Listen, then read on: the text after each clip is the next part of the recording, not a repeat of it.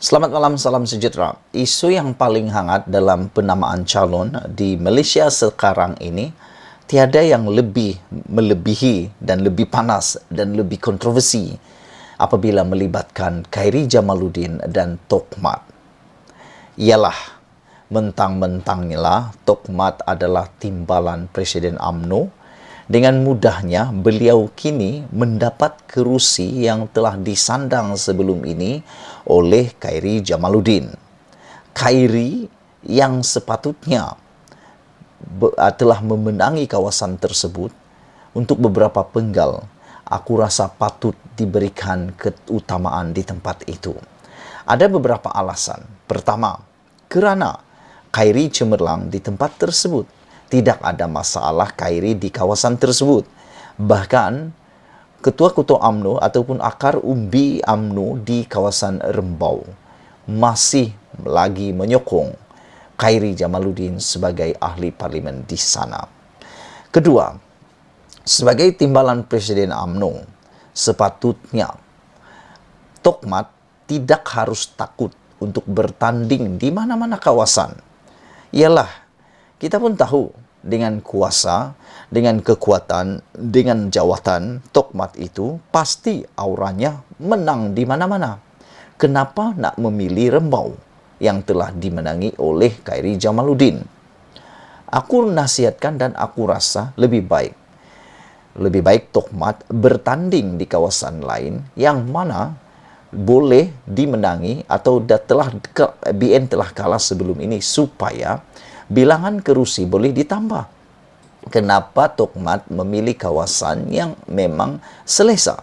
Adakah Tok Mat takut untuk kalah? Selain daripada itu, kuasa yang Tok Mat ada sepatutnya digunakan sepenuhnya.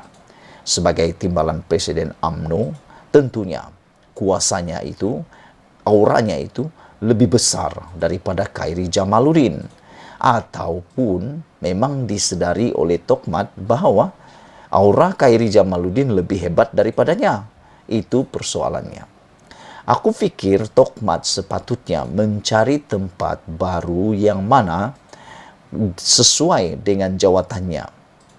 Sekarang ini yang menjadi kontroversi ialah di manakah Khairy Jamaluddin akan bertanding. Kalau Khairy Jamaluddin tidak mendapat kawasan untuk bertanding, kerana kita tahu bukan saja Parti Barisan Nasional atau UMNO, parti-parti lain juga menghadapi masalah dalam memilih calon. Kerana satu-satu kawasan itu ada begitu ramai yang berebut mahu menjadi calon. Disebabkan itu, di manakah Khairy akan diletakkan? Sudah tentu kawasan-kawasan yang lain pun sudah penuh kuotanya. Sudah pun berebut sesama sendiri menjadi calon. Ini kan pula ditambah lagi dengan kemasukan Khairy Jamaluddin. Adakah kawasan itu akan menerima jentera, akan menerima Khairy Jamaluddin? Ataupun mereka akan menolak Khairy Jamaluddin untuk menjadi calon di kawasan mereka itu? Saudara-saudara sekalian, aku memikirkan Khairy Jamaluddin mungkin tidak akan dapat kawasan baru. Mungkin Khairy Jamaluddin tidak akan dapat bertanding. Apabila ini berlaku, sudah tentu ini satu perkara yang merugikan. Pembaziran buat Barisan Nasional. Kerana pada pendapat aku, Khairy Jamaluddin adalah aset utama UMNO dalam jangka masa panjang. Khairy merupakan pemimpin masa depan UMNO selepas semua yang telah pun berusia ini akan pencen bersara. Takkanlah nak tunggu mereka bersara baru nak mencari pemimpin-pemimpin baru. Khairy lah yang akan sepatutnya memimpin selepas Ismail Sabri Yaakob menjadi Perdana Menteri. Aku fikir yang layak menjadi Perdana Menteri tidak lain tidak bukan ialah Khairy Jamaluddin. Tiada lain yang lebih sesuai berbanding Khairy Jamaluddin. Saudara-saudara yang saya hormati sekalian, selepas ini Aku pun tak tahu di mana Khairi akan diletakkan. Kalaulah Khairi Jamaluddin tidak mendapat kawasan untuk bertanding, aku pikir Khairi patut mencari mana-mana parti politik yang boleh mencalonkan beliau.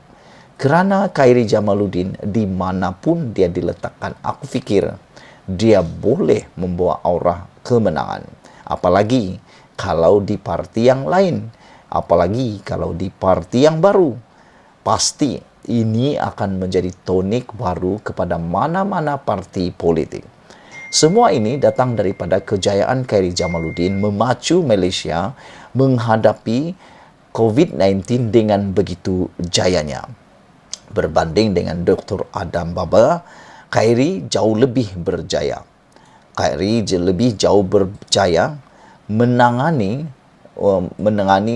COVID-19 sehingga membawa Malaysia berjaya dalam banyak perkara, termasuk paling berjaya ialah dalam kempen imunisasi suntikan vaksin COVID-19. Saudara-saudara yang saya hormati sekalian, sekiranya Khairi tidak dicalonkan oleh Barisan Nasional, haruslah diingat, mungkin Khairi akan mendapat tempat di Mata Muda ataupun Pakatan Harapan ataupun GTA. Pasti parti-parti ini sedang mengintai apa kesudahan kontroversi Khairi Jamaluddin ini. Khairi juga dilihat mungkin sukar untuk mendapat kerusi kerana beliau adalah orang yang selalu mengkritik Zahid Hamidi. Beliau berani mengkritik Zahid Hamidi, beliau berani mengkritik kepimpinan Barisan Nasional dan UMNO. Dan dia adalah pemimpin yang berhaluan Ismail Sabri Yaakob. Jadi, dengan ini, adakah itu akan menjadi risiko besar kepada Khairi Jamaluddin untuk dapat dicalonkan pada PRU kali ini? UMNO menyatakan hari ini bahawa mereka akan mencari tempat sesuai untuk Khairi. Itu janji Tok Mat selepas beliau mendapat restu daripada Khairi Jamaluddin, mendapat kebenaran daripada Khairi Jamaluddin supaya dapat bertanding di Parlimen Rembau.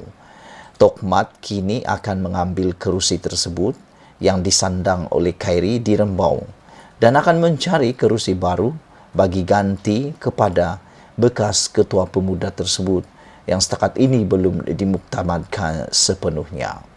Kita cuba cari tempat sesuai untuk beliau bertanding, kata Muhammad. Aku risau nanti kawasan yang akan diberikan kepada Khairi adalah kawasan yang killer, yang mana mungkin akan membunuh karier politik Khairi Jamaluddin sepenuhnya. Sekian dulu untuk kali ini. Jangan lupa tinggalkan komen anda untuk isu kali ini. Malaysia kita punya, kita juga sama-sama cintai Malaysiaku. Bye-bye.